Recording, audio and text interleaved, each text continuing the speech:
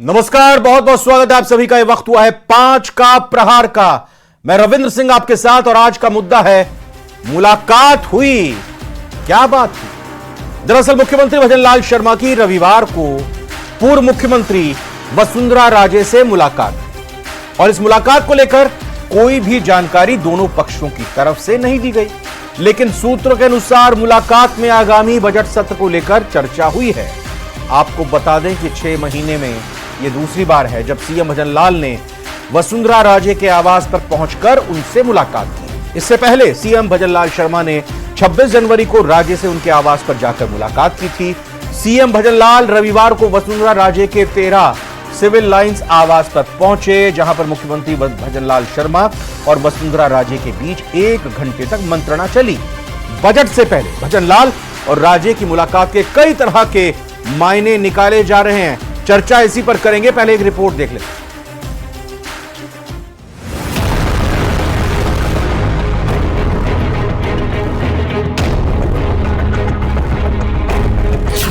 उपचुनाव से पहले सीएम की अहम मुलाकात।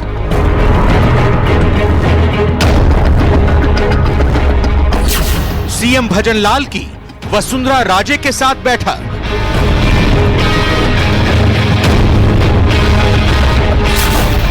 मुलाकात को लेकर निकाले जा रहे सियासी मायने।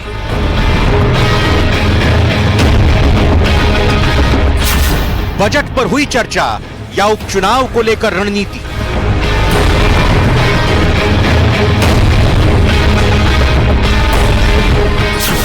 मुलाकात हुई, क्या बात हुई।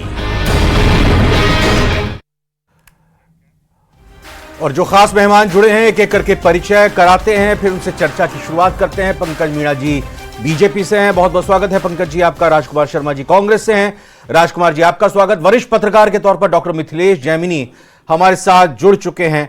सबसे पहले पंकज मीणा जी आपसे जानना चाहेंगे, ठीक है सौजन्य मुलाकात हुई है, होती रहती है लगातार बीजेपी के नेताओं के आपस में मेल मुलाकात की ये बातें, लेकिन 1 घंटे की बातचीत में सिर्फ हालचाल तो जाना नहीं होगा।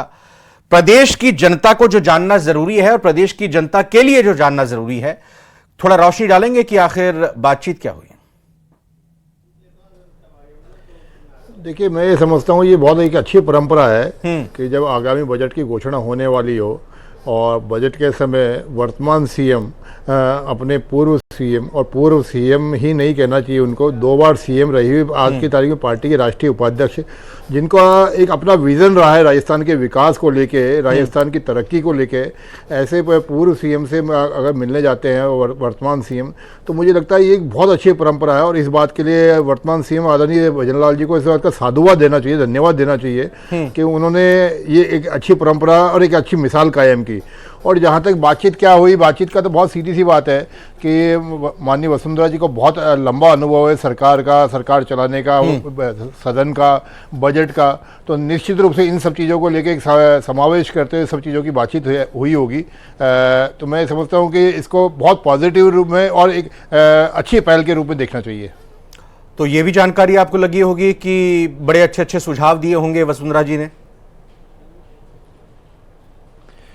देखिए, आप क्या शब्द मेरे से निकलवाना चाहते हैं मैं समझ नहीं पा रहा हूं, परंतु जो नहीं, वो जो आपकी मर्जी है वही निकालिए। मैं तो सवाल पूछ रहा हूं। वर्तमान सीएम के बीच में, वर्तमान सीएम और पूर्व सीएम के बीच में जो बातचीत हुई है उसका कोई ब्यौरा ना तो उन्होंने उनकी तरफ से कोई जारी किया गया और ना मैं समझता हूं कि ऐसे डिस्कस करने का विषय होता है, परंतु निश्चित रूप से उनके बीच में जो बातचीत हुई होगी वो राजस्थान प्रदेश की खुशहाली के लिए बातचीत हुई होगी। बिल्कुल। मैं राजकुमार शर्मा जी का रुख करता हूं। राजकुमार शर्मा जी, ये तो बड़ी अच्छी परंपरा है बीजेपी के अंदर।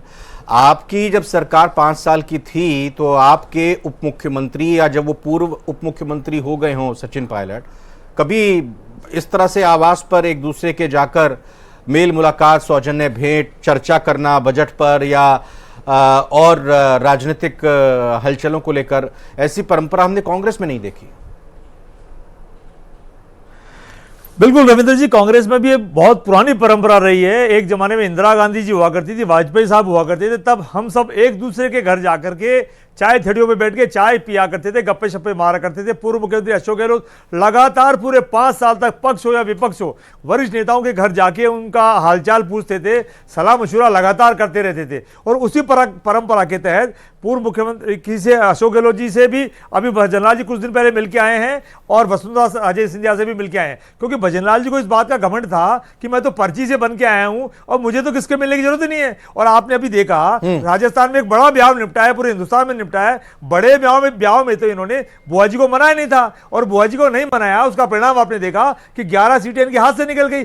अब बजट आने वाला है और दूसरा छोटा ब्याह आने वाला है, 5 विधानसभाओं का उपचुनाव होने वाला है, पंचायत चुनाव होने वाले, नगर निकाय के चुनाव होने वाले, और पूरी भारतीय जनता पार्टी का घमंड पूरे देश में ऊपर से लेकर नीचे तक टूट चुका है। तो भजनलाल जी को भी निश्चित तौर पे कहीं ना कहीं आदरणीय वसुंधरा जी की याद आई और उनसे शिष्टाचार मुलाकात करने गए, उनको मान मनवार करने गए। क्या बातचीत हुई ये तो भारतीय जनता पार्टी बता सकती है। और उसके अलावा हम तो बाजार में ये चर्चा है कि निश्चित तौर पे चुनाव आ रहे हैं, बजट आ रहा है, पंचायत चुनाव आ रहे हैं, और ये जो नए जिले बने उनके समीकरण को कैसे सेट किया जाए, क्या किया जाए, तमाम तरह के राय मुशवरे वो करके आए हैं। और ये अच्छी परंपरा है, कांग्रेस पार्टी इसका स्वागत करती है। भजनलाल जी को सब वरिष्ठ नेताओं से मिलते रहना चाहिए। मिलते रहने से क्या होता है कि सबसे अच्छा रहता है। हुआ क्या रविंद्र जी, अभी जब ये थोड़े दिन पहले की बात है, जब लोकसभा चुनाव निपटे तो वसुंधरा जी ने खूब सारे गुलदस्ते मंगाए और दिल्ली में सब नेताओं से भेंट करके उनको पेश किए। अब भजनलाल जी को टेंशन हुई तो भजनलाल जी ने भी फटाफट 20 के एवज में 40 गुलदस्ते मंगाए और हेलीकॉप्टर लेके 8 बजे रवाना हुए और 9:30 बजे दिल्ली पहुंच गए। इन्होंने भी सारे कांग्रेस की भी थोड़ी बता देते हैं। जो मैंने सवाल आपसे पूछा था कि आपकी सरकार के शासनकाल में मुख्यमंत्री अशोक गहलोत और उप मुख्यमंत्री या जब वो पूर्व उप मुख्यमंत्री हो गए सचिन पायलट के बीच कितनी मुलाकात होती थी, और आप क्यों इस सबक को खुद नहीं अपने ऊपर आत्मसात कर रहे कि विधानसभा चुनाव आप लोगों ने क्यों हारा? अगर ये दोनों नेता एकजुट हो जाते तो शायद बेहतर स्थिति आप लोगों की होती। आप उनके लिए तो अपनी बात रख रहे हैं लेकिन उसी को अपने लिए आत्मसात नहीं कर रहे। नहीं, कांग्रेस पार्टी के लिए भी कांग्रेस पार्टी ने बार बार कहा है कि हमारे परिवार में अगर छोटी मोटी कुछ कमियां और दुरुस्त कर ली जाती तो आज हम सत्ता में होते। लेकिन अब बीती बात बिसारी, आगे के सुध ले, और आगे की हमने सुध ली। हाल ही में लोकसभा चुनाव संपन्न हुआ है, भारतीय जनता पार्टी जहां 25 पार आ रही थी जी, हमने 11 सीटें हासिल की है। भारतीय जनता पार्टी आखिरी में कहने लगी थी कहीं 2 आएगी, कहीं 3 आएगी, कहीं 4 आएगी, और हम लगातार कह रहे थे कि डबल फिगर में आएंगे और हम डबल फिगर में आए। ठीक है, मैं रुक करता हूं मिथिलेश जैमिनी जी का। मिथिलेश जैमिनी जी, 26 जनवरी को मुलाकात और उसके करीब 5 महीने से ज्यादा वक्त के बाद दूसरी बार यह मुलाकात पूर्व मुख्यमंत्री वसुंधरा राजे से, और कहा जा रहा है कि वसुंधरा राजे ने जो बयान दिया था, वेट वी विल फाइट, इंतजार करो हम लड़ेंगे, ये कितनी महत्वपूर्ण बैठक है? क्या जरूरत पड़ी मुलाकात करने की? पंकज जी कह रहे हैं कि बजट से पहले मुलाकात बड़ी अच्छा संकेत है। दूसरी तरफ राजकुमार शर्मा जी कह रहे हैं उपचुनाव आ रहे हैं, इस वजह से जो है खलबली मची हुई है, इसलिए चले गए मुलाकात करने के लिए। देखिए, सियासत में कोई यूं ही मुलाकात नहीं होती है, उसके पीछे कोई न कोई गहरा राज होता है। और वसुंधरा राजे ने अपने सोशल जो उनका प्लेटफॉर्म है उस पर एक बार लिखा था कि पानी उतरा देखकर मेरे किनारे घर मत बना लेना, मैं फिर लौट कर आऊँगी। तो कहीं न कहीं जो सच्ची बात है वो तो ये है कि वसुंधरा राजे जी को ये उम्मीद थी कि शायद उनके बेटे को स्वतंत्र प्रभार का राज्य मंत्री बना दिया जाता तो शायद वो शांत हो जाती, क्योंकि कोई भी माँ अपने बेटे की उन्नति से खुश हो जाती है। लेकिन वो सपना भी अब धूल धूसरित हो गया। और दूसरी जो स्थितियां हैं कि अब बीजेपी का जो ऊपर का सिनेरियो है वो भी बदला है, क्योंकि वो एक दौर था जब बात थी 303 की, अब 240 पर आ गए हैं, और 404 की बात थी वो भी गिर गई है। तो कहीं न कहीं, और जिस तरीके से कांग्रेस अटैकिंग फॉर्म में आई है पहले दिन से उन्होंने राज्यपाल के अभिभाषण को मुद्दा बनाया कि बिना राज्यपाल के अभिभाषण। दूसरे दिन वो आदिवासियों के डीएनए की जांच को लेकर माहौल गरमा दिया, और तीसरे दिन मदन दिलावर को लेकर जो उनके बयान को लेकर माहौल गरमाया, जो आदिवासी वाला मामला। और अब लगातार बीजेपी पे कांग्रेस अटैकिंग फॉर्म में है। और जो कल 5 सितारा होटल में विधायक दल की बैठक हो रही है, हेमंत जी, पहली बार कांग्रेस 5 सितारा होटल में विधायक दल की बैठक करने जा रही है मैरियट में, और उसमें उन्होंने अपने सहयोगी दलों के जो सांसद बने उनका स्वागत सम्मान भी रखा है, यानी उपचुनाव की नींव भी मजबूत करने जा रही है। तो निश्चित रूप से अब वो कांग्रेस नहीं है जो पिछली 5 साल में किरोड़ीलाल मीणा ने बार बार उन्हें कभी पेपर लीक और तमाम मुद्दों पर घेरा, और किरोड़ीलाल मीणा भी एक बहुत बड़ा मुद्दा है। तो कुल मिलाकर आपका कहने का मतलब यह है नड्डा जी ने कि मुख्यमंत्री भजनलाल शर्मा ने वसुंधरा राजे जी का समर्थन मांगा, उनका साथ मांगा। देखिए, समर्थन मांगा या नहीं मांगा, लेकिन बेटर तो ये होता कि मुख्यमंत्री जी के निवास पर अगर वसुंधरा राजे जी जाके आशीर्वाद देती। हाँ। ये तो बेटर बात है। अब अशोक गहलोत जी और वसुंधरा राजे जी के लिए कहा जाता भाई बहन है, लेकिन बहन भाई के घर अभी तक कुशल क्षेम पूछने नहीं पहुंची। हाँ। लेकिन भजनलाल जी ने जाके उन्हें बुके दे दिया। अब इन दोनों से मिलने से ब्यूरोक्रेट में एक मैसेज चला गया कि कहीं न कहीं ये दोनों पावरफुल है, क्योंकि ब्यूरोक्रेट तो चलती हुई हवा के पर नापते हैं। तो भजनलाल जी भले सहृदयता से कर रहे हो, लेकिन जो ब्यूरोक्रेसी में हवा चलती है, सियासतदारों की जो बॉडी लैंग्वेज को वो पढ़ते हैं, वो नेगेटिव जाती है। हाँ। ये बॉडी लैंग्वेज का गेम है, और ब्यूरोक्रेट को यही सिखाया जाता है। कोई आईएएस आईपीएस को आप काम बताइए, और सबसे पहले उसकी नेगेटिविटी निकाल के देते हैं कि इसमें ये है, नेगेटिविटी है। तो सेम प्रोसीजर वो पॉलिटिक्स में अपनाते हैं। उन्हें जब लग जाता है कि हवा थोड़ी इधर से उधर होने वाली है, तो सबसे पहले वो बदलती है। और अंदर ही अंदर की बात यह है कि लगभग 42 एमएलए आज भी वसुंधरा राजे जी के पूर्ण समर्थक हैं। जो गोविंद डोटासरा जी को जो पर्ची की सरकार कहते हैं, आप देखिए भजनलाल जी का एडमिनिस्ट्रेशन, उनको उन्होंने वार रूम के बगल में मकान दिया है। जो सबसे ये बड़ी बात आप कह रहे हैं, ये थोड़ा खुलासा कीजिए। 42 विधायक आप बता रहे हैं बीजेपी के वसुंधरा राजे के समर्थन में। बिल्कुल, वो वसुंधरा राजे जी के प्रबल समर्थक हैं। वो ओपन में बोलते हैं, इसमें क्या है? वो नहीं, वो तो जब उस समय जब मुख्यमंत्री के नाम का ऐलान होना था, उससे पहले हम देख रहे थे परिक्रमा चल रही थी आने जाने की, लेकिन उसके बाद कोई खुलकर नहीं आया। देखिए, कोई नहीं बोलता दिखा है। देखिए, खुलकर कोई नहीं आता सियासत में। जब 19 एमएलए लेकर सचिन पायलट गए थे, तब भी कोई खुलकर नहीं आता। सियासत में जो मलाई होती है उसको खाने के लिए मुझे ये बताइए कि क्या किसी तरह की सुगबुगाहट चल रही थी, इसी वजह से भजनलाल शर्मा जी ने जाकर मुलाकात की? देखिए, मुझे यह लगता है कि ऊपर वालों ने कहा होगा कि भैया 5 उपचुनाव हैं, और 5 उपचुनाव जीतना आसान नहीं है। किरोड़ीलाल रूस जाते हैं तो 2 सीटें गई आपकी, दौसा और टोंक देवली उनियारा। दूसरी, झुंझुनू में आप जीतने की स्थिति में कैसे आएंगे, आप बता दीजिए। फिर 2 सीटें, जो एक तो 84 की है, जो राजकुमार रोत को डीएनए का लेके घूम रहे हैं ब्लड सैंपल, और हनुमान बेनीवाल, उसको आप कैसे कंट्रोल करेंगे? अगर कांग्रेस और हनुमान बेनीवाल कल एक हो जाते हैं, दोनों मिलकर चुनाव लड़ते हैं, तो खिवसर उपचुनाव कैसे जीतेंगे? तो ये 5 उपचुनाव जीतना बहुत मुश्किल भरा काम है। और दूसरा जो सबसे अहम इशू है कि अनएम्प्लॉयमेंट, और जो अधिकारी हैं जो अशोक गहलोत जी के टाइम के ही बैठे हुए हैं, जो लोग कह रहे हैं, सुदर्शन जो इनके ब्यावर के एमएलए, उन्होंने तो साफ कहा कि मेरा जी उगता गया है इन कांग्रेस के अधिकारियों से काम कराते कराते। तो ये जो आप चेंज नहीं कर पा रहे, केवल 6 ब्यूरोक्रेट्स के ट्रांसफर किए हैं, ये चीजें बाजार में घूमती है। सियासत इतनी टफ चीज है कि उसमें एक एक एंगल, जब आप पब्लिक पंकज मीणा, ये बताइए कि आपकी पार्टी बहुमत में है, सरकार में है, ये 5 सीट जहां पर उपचुनाव होने हैं, वहां तो वैसे भी एक भी सीट आपकी नहीं है, फिर भी आपको लग रहा है कि साख दांव पर है? ये जो भी उपचुनाव के नतीजे आएंगे, वो एक तरह से रिपोर्ट कार्ड होगा सरकार के कामकाज का, और इसीलिए सारी जो चीजें हैं उनको दुरुस्त करना जरूरी है। बिल्कुल, मैं आपकी बात पे आता हूँ। पहले तो मुझे बड़ी हास्यास्पद बात राजकुमार जी के द्वारा सुनने में, इसके बारे में जरूर मैं टिप्पणी करना चाहूँगा। आपने बोला कि इंदिरा गांधी जी अटल जी कई बार तड़ी पे चाय पिया करते थे। मेरे को बड़ा अजीब सा लगा कि इंदिरा गांधी जी किस दिन महलों से बाहर निकली। अटल जी ने चाय पी, वो तो समझ में आता है, पर इंदिरा गांधी कब से महलों से बाहर निकली? और इंदिरा गांधी क्यों, गांधी खानदान कब तो घर से बाहर निकला, महलों से बाहर निकला? तो ये बड़ी अजीब सी बात लगी मेरे को। और जहाँ तक बात है, आपने जो कहा 5 उपचुनाव के, तो पूरे दावे के साथ कहता हूँ कि 5 उपचुनाव हम जीतेंगे। पिछले 6 महीने के अंदर माननीय भजनलाल जी के नेतृत्व की जो सरकार है, उसने जो ताबड़तोड़ काम किए हैं, और खासकर बिजली और पानी को लेके जो 13 जिलों के अंदर हमने ERCP का हमने काम करके दिखाया, तो वहीं शेखावटी के लिए हमने गंगा यमुना जल समझौता का काम करके दिखाया। तो मुझे लगता है कि ये सारे काम तो आप लोकसभा चुनाव में भी गिना रहे थे।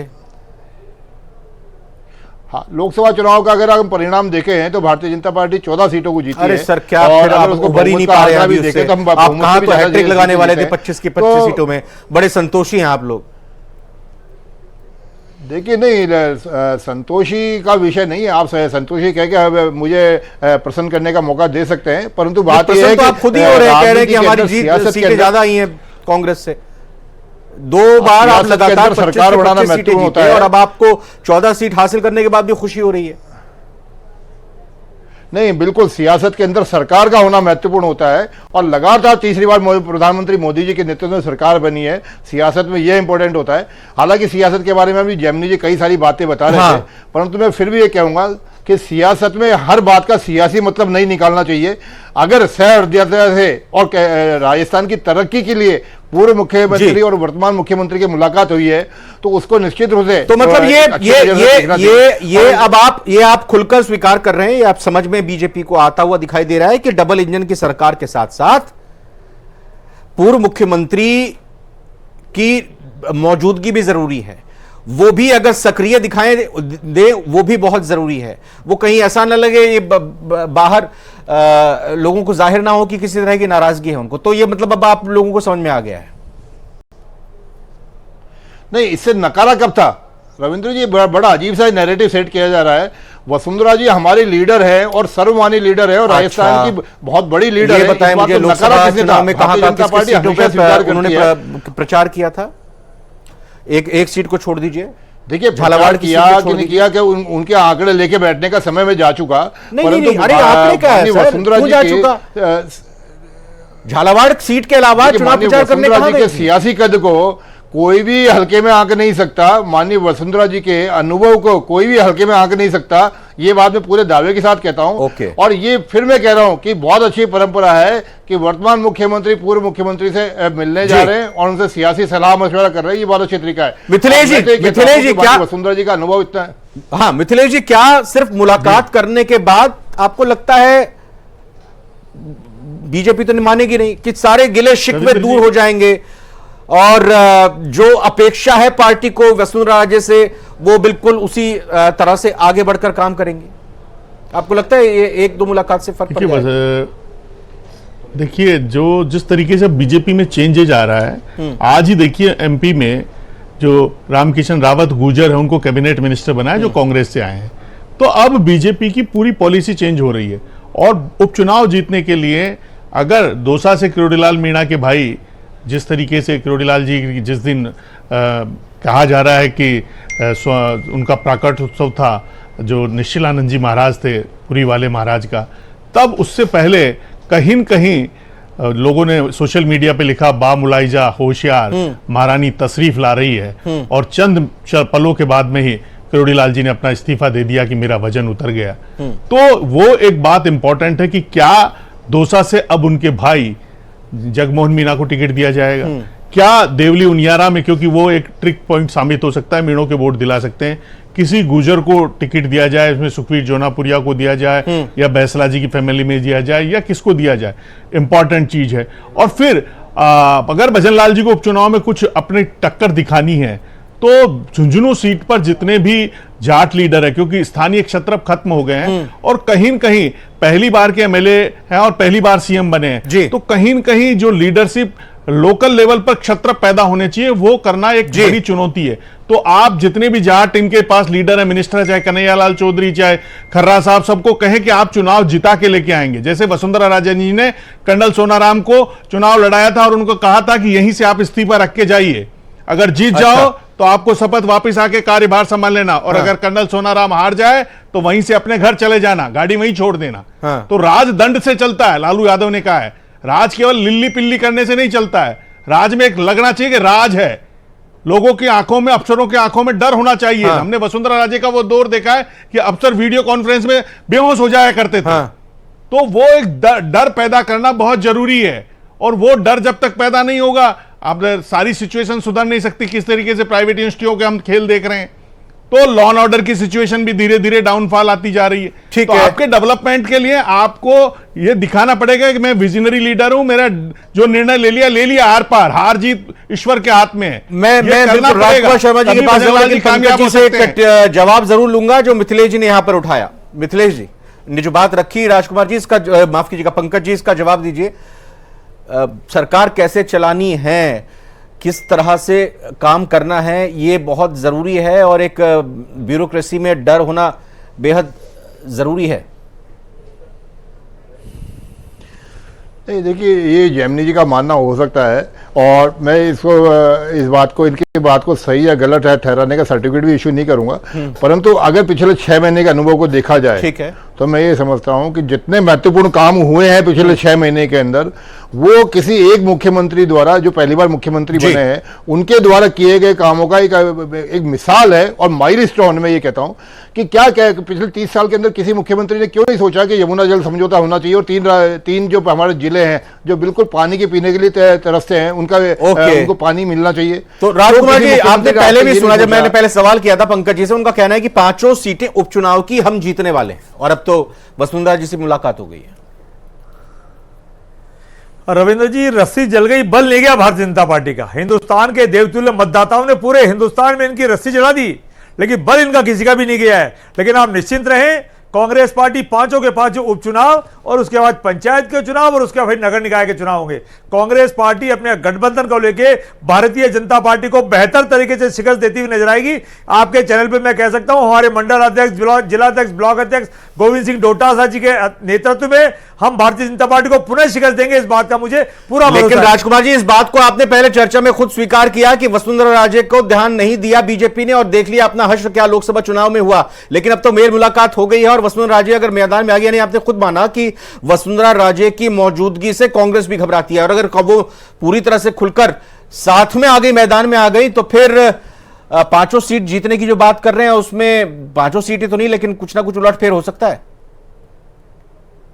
रविंद्र जी, दुनिया की सबसे बड़ी पार्टी मानने वाली, दुनिया के सबसे बड़े नेता मानने वाले भी राजस्थान में खूब आए थे, और कांग्रेस पार्टी के तमाम नेताओं ने, छोटे बड़े नेताओं ने, कार्यकर्ताओं ने भारतीय जनता पार्टी को धूल चढ़ा के भेजा है। हमने 11 सीटें प्राप्त की है, और ये तो 2-3 सीटों में हमारा मार्जिन थोड़ा रह गया, वरना हम 15 से 16 सीटें जीतते। लेकिन निश्चिंत रहें, आने वाला प्रत्येक चुनाव कांग्रेस पार्टी भारतीय जनता पार्टी को शिकस्त देगी, इस बात का मुझे भरोसा है। पंकज जी, ये तो अपना दावा अलग कर रहे हैं। नहीं, देखिए, कांग्रेस के दावे कितने होते हैं, यही तो हमने विधानसभा चुनाव में इनको सबक दे दिया था। और ये बार बार 11 सीटों का दावा कर रहे हैं, कुल मिला के कांग्रेस के सिंबल पे तो 8 सीटें जीती हैं, और जो बाकी 3 सीटें जीती है वो उन लोकल पार्टियों के क्षेत्रीय शत्रब थे जिन्होंने कांग्रेस का केवल सहारा लेने का या मजबूरी में साथ के खड़े होने की बात करी। अदरवाइज आज को हमको अच्छे से ध्यान में है कि सीकर से डोटासरा जी को खूब लड़ने का प्रेशर था, डोटासरा जी डर के मारे भाग गए। अलवर से भंवर जितेंद्र सिंह जी को लड़ने का प्रेशर था, वो भंवर जितेंद्र सिंह जी लड़ने से भाग गए। और सबसे बड़ी बात, अगर कांग्रेस का कोई ऐसा जलवा होता, कांग्रेस की कोई ऐसी रणनीति होती, तो अशोक गहलोत जी के सपुत्र क्यों हार जाते? अशोक गहलोत जी 15 बार और उन्होंने सांसद बनाने की दूसरी बार हार गए, और अच्छा नहीं होता तो मैं समझता हूँ अशोक गहलोत जी के बेटे जरूर जीतते। परंतु ये सब कहने की बातें हैं, ये अपने सिंबल पे 8 सीटें जीते। आज कांग्रेस सांसद दल की जो बैठक होती है उसमें इनके 8 ही बैठेंगे, ये अपने मन में तसल्ली भले ही कर ले। और जहां तक बात है अमराराम की या क्या नाम है हनुमान बेनीवाल की, उन्होंने किस दिन का कांग्रेस को माना है?